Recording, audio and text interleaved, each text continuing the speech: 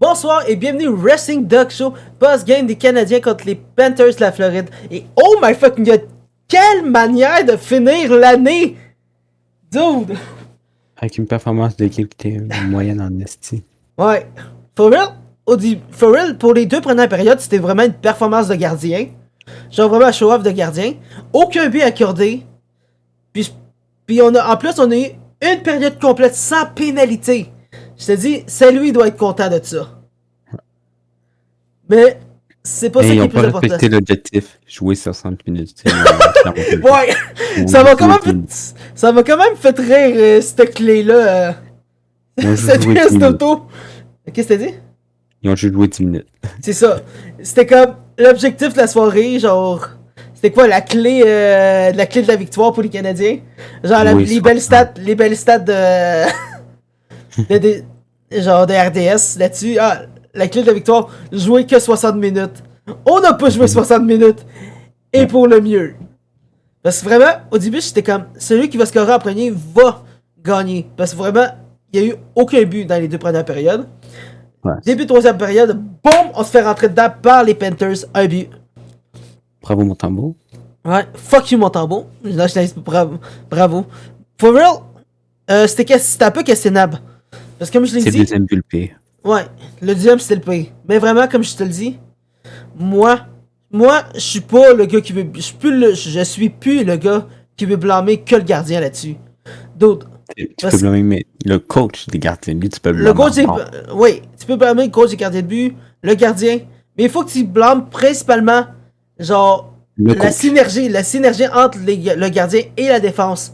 Parce que si la défense se place mal, le gardien, il est dans une position de merde qui peut pas bouger. Surtout que t'as quelqu'un comme Montembeau, que lui, il est capable de lock-in, mais il a un très gros angle mort. Genre, qui a de la misère à bouger. Ça, j'avoue, c'est un problème Montembeau, mais généralement, genre, la défense devrait couvrir les problèmes du gardien aussi. Puis là, il a laissé quand même un bout complètement ouvert. Ça, c'était au deuxième but.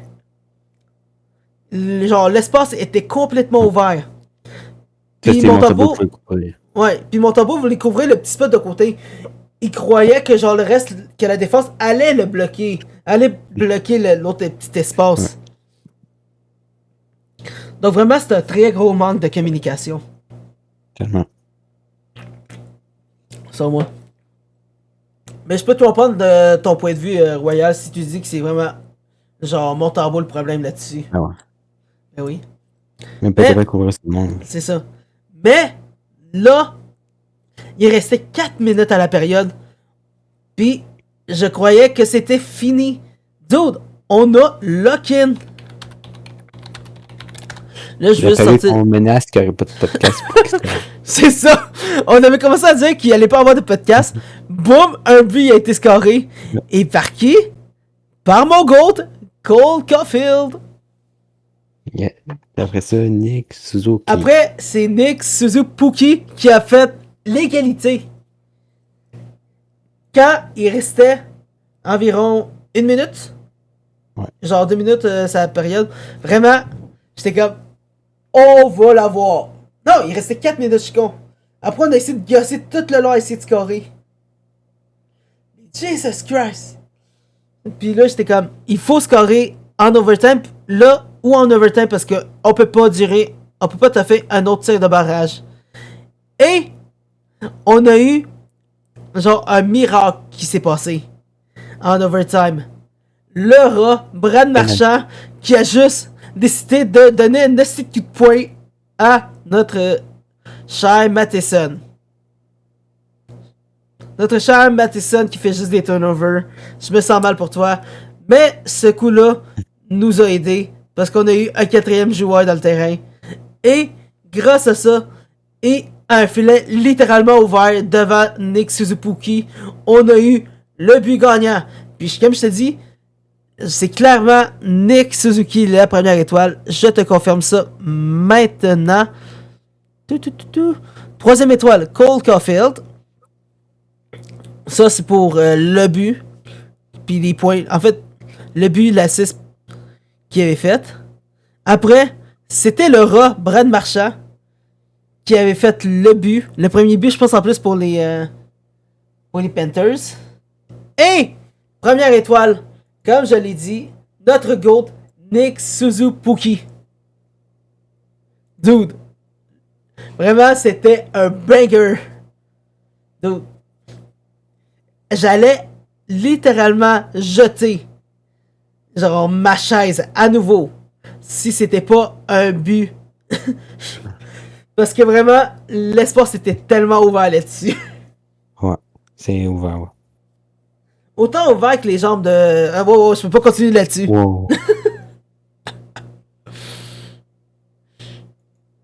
Oh. Oh, mais quand même, je vais juste vérifier vite vite les petites choses. C'est ça. Donc vraiment, j'ai pas grand chose à dire sur le match, à part que c'était vraiment pure cinéma. C'était le résultat que je voulais que ça arrive à Tampa, mais qu'on a joué un peu comme la map, puis que la défense là-bas jouait comme des rats. Tellement. Mais là, je te dis, on a fini l'année en beauté, et là, je vais juste voir c'est contre qui nos prochains adversaires. Donc, on va jouer contre les Hurricanes le 1er janvier. On commence l'année contre les Hurricanes, donc ça va être intense. Ouais. Forward, tu penses-tu que qu'on a une chance, mais je pense que ça va être intense avec les Hurricanes. Ouais. Genre, malheureusement, je mettrais mes points quasiment, mon cash sur les Hurricanes là-dessus. Ce qui veut gagner des Canadiens qu'on joue juste à la fin. Mm-hmm. Aïe. Mais après ça, notre prochain match est contre les Blues de Saint-Louis. Oh. Je pourrais quasiment dire les Blues de Martin Saint-Louis. Non. Il n'y a aucun lien. Je sais, il n'y a aucun lien. Il n'y a aucun lien, mais c'était juste un petit jeu de mots. Ça, c'est le 3 janvier. Puis après, le dimanche qui vient, on joue contre les Stars. Puis là, je te dis, je pense qu'on va gagner sans problème. Pas tes Stars? Je confirme. Je sais qu'on a eu une très mauvaise shot la dernière fois. Non. Les Stars sont win. Oh. Non, c'est le moment de comeback. Je te dis, on arrive avec des points prêts à défoncer le cul de tout le monde à partir de 2026. Puis là, je pense pas qu'on a eu plus de blessés à soir. Mathison. Pas Mathison. Mais Mathison, c'était juste un petit coup de poing. Tu l'as vu, il s'est relevé, il n'y a pas eu vraiment de blessure ou de quoi. Mais c'était quand même chiant. Ouais. Ouais. Anyway, moi, j'ai pas grand chose à dire sur le match. Toi, t'avais-tu quelque chose à mentionner?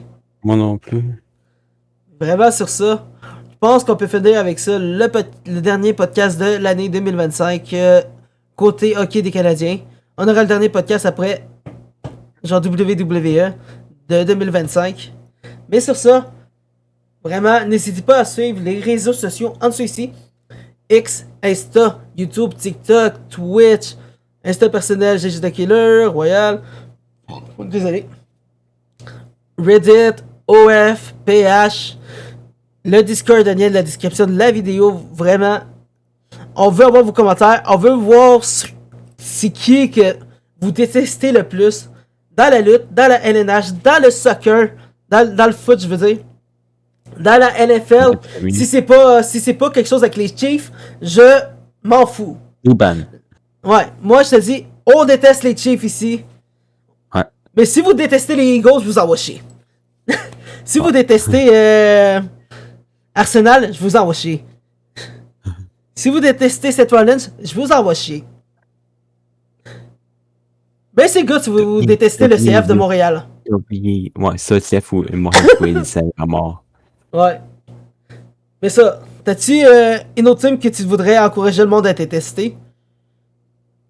J'en ai vu une dans le temps. L'OM. L'OM, ben oui. Et Moi, puis hot take, selon moi, PSG est overrated. Très overrated.